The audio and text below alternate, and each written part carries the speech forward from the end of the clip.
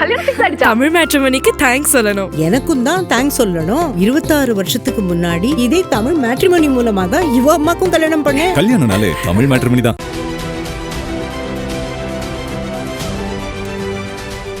180 ton எடையுடன் பூமியின் மிகப்பெரிய விலங்காக திகழும் நீல திமிங்கலம், கடலில் துள்ளி குதித்து பாடும் கூணல் முதுகு திமிங்கலம் ஆகியவை கடல்சார் சுற்றுச்சூழல் சமநிலையை காப்பதில் முக்கிய பங்காற்றும் திமிங்கல இனங்களின் பட்டியலில் அடங்கும்.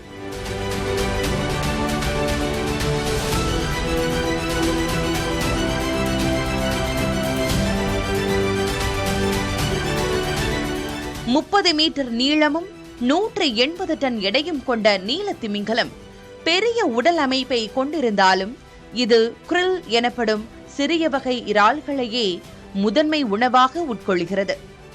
கூணல் முதுகு திமிங்கலம் எனப்படும் ஹம்பேக் திமிங்கலம் கடலில் துள்ளி குதித்து விளையாடுவதிலும் விசித்திரமான ஒலிகளை எழுப்பி பாடுவதிலும் புகழ் பெற்றவை.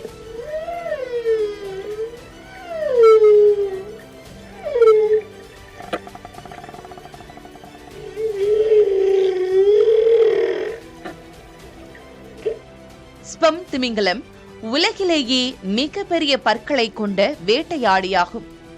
மேலும் ராட்சத கணவாய் மீன்களை வேட்டையாடுவதற்காக கடலுக்கு அடியில் 2000 மீட்டர் ஆழம் வரை செல்லும் திறன் கொண்டவை.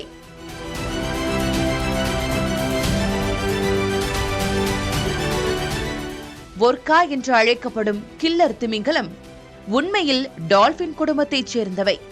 இவை கூட்டமாக சேர்ந்து திட்டமிட்டு வேட்டையாடும் அதீத புத்திசாலித்தனம் கொண்டவை.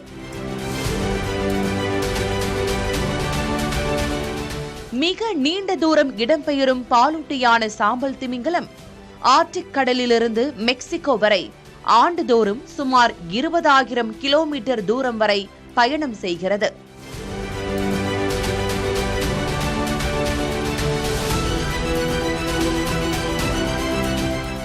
முற்றிலும் வெள்ளை நிறத்தில் காணப்படும் பெலுகா திமிங்கலம் மற்ற திமிங்கலங்களைப் போலல்லாமல் தன் கழுத்தை அனைத்து பக்கங்களிலும் திருப்பும் வசதி கொண்டவை. மேலும் விதவிதமான சத்தம் எழுப்புவதால் இவை கடலின் வானம்பாடிகள் என்று அழைக்கப்படுகின்றன.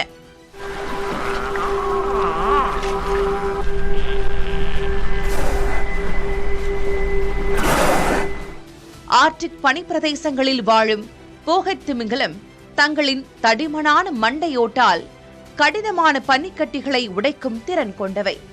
மேலும் இவை 200 ஆண்டுகளுக்கு மேல் வாழக்கூடியவை என சொல்லப்படுகிறது. பெருங்கடல்களின் ஆரோக்கியத்திற்கு மிக முக்கிய பங்காற்றும் இந்த திமிங்கலங்கள் பிளாஸ்டிக் மற்றும் கடல் மாசுபாட்டால் ஆபத்துகளை சந்திப்பதாக தெரிவிக்கிறார்கள் கடல்சார் ஆராய்ச்சியாளர்கள்.